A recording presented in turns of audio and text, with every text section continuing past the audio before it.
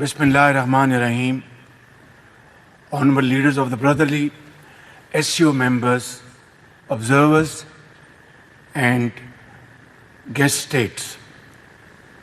Respected Secretary General of SCO and Director of SCO Regional Anti-Terrorism Structure, respected representatives of international organizations, distinguished guests, ladies and gentlemen, Assalamu alaikum, and a very good morning to all of you. It gives me immense pleasure to welcome our distinguished guest to Islamabad, the green and beautiful capital of Pakistan. We are honored to host this wonderful gathering of SCO Council of Heads of Government, which embodies the collective voice and wishes of over 40% of the global population. Anchored in the Shanghai spirit, your presence here today underscores our shared commitment to fulfilling the aspirations of our people to ensure collective security and to enhance mutually beneficial cooperation for sustainable development and prosperity of the SCO region. Esteemed leaders, distinguished guests, today's meeting is another testament to the strength of our ties and collaboration among our diverse nations. Together, we have the potential to drive socio-economic progress, enhance regional peace and stability, and to improve the quality of life for our citizens. Let us use this opportunity to exchange ideas, share best practices, and forge concrete action plans that will benefit our economies and our societies. I look forward to our valuable discussions today and also hope for wonderful outcomes that will hopefully emerge from our in-depth deliberations. Thank you once again for being here and honoring us. And once again, welcome to Islamabad.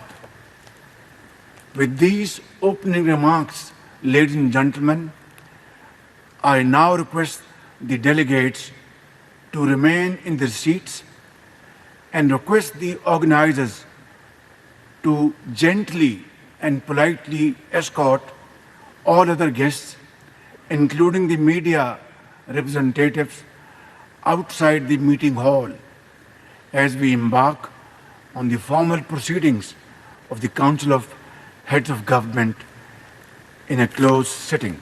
A very good morning. We are at a historic moment of transition where sweeping transformations are reshaping the global social, political, economic, and security landscape.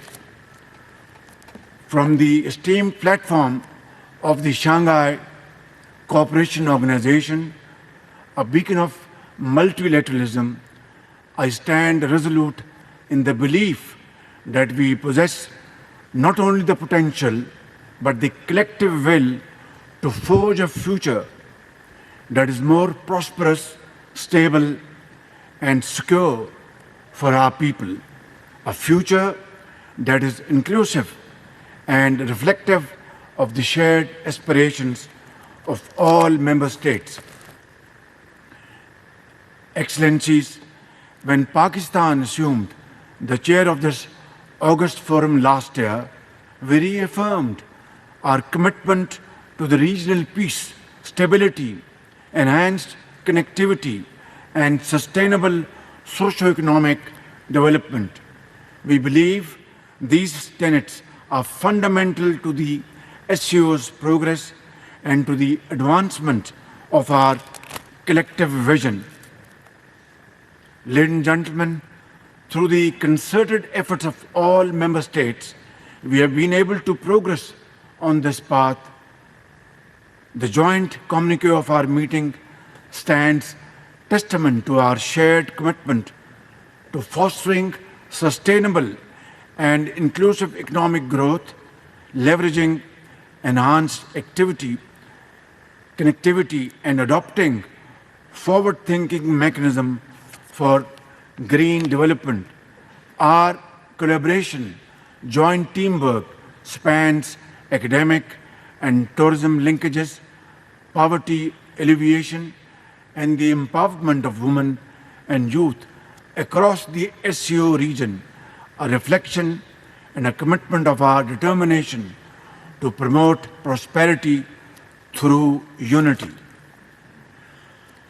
Excellencies, I take pride in highlighting several forward-looking initiatives during Pakistan's chairmanship.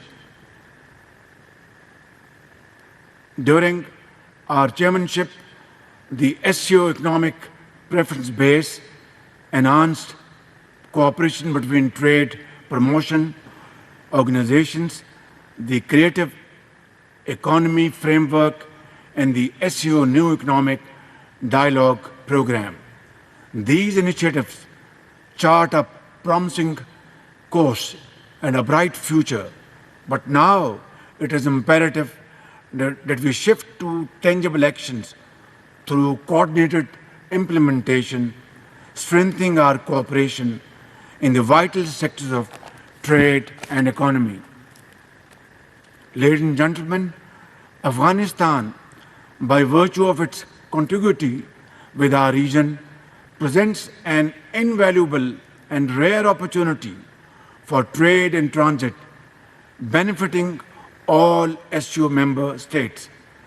A stable Afghanistan is not only desirable but essential to fully realizing these great opportunities.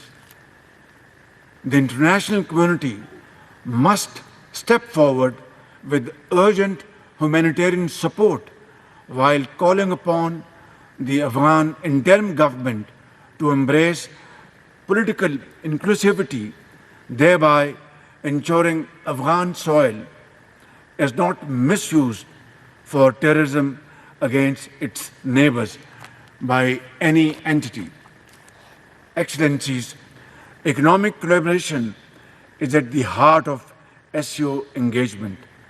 Investment in regional infrastructure, particularly in the realms of transport and energy, is indispensable for promoting our economic integration.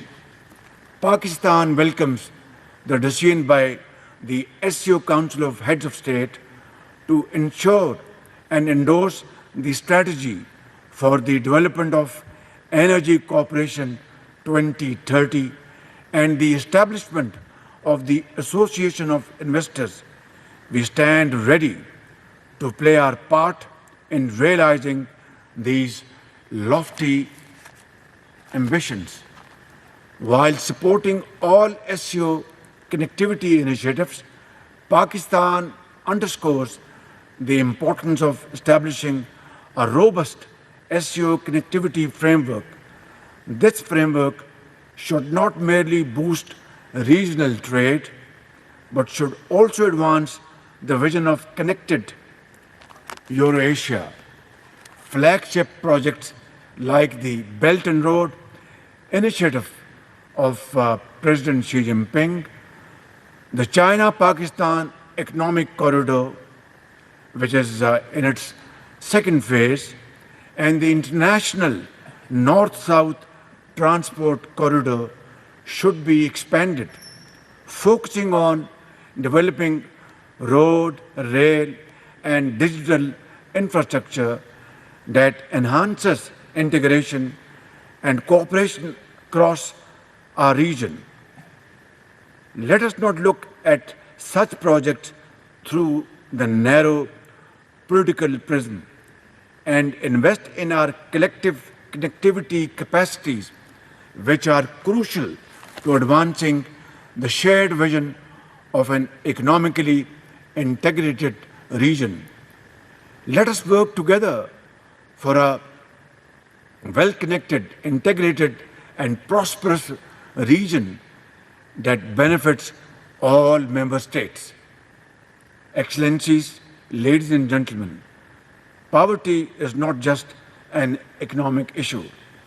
It is a moral imperative that demands our collective attention.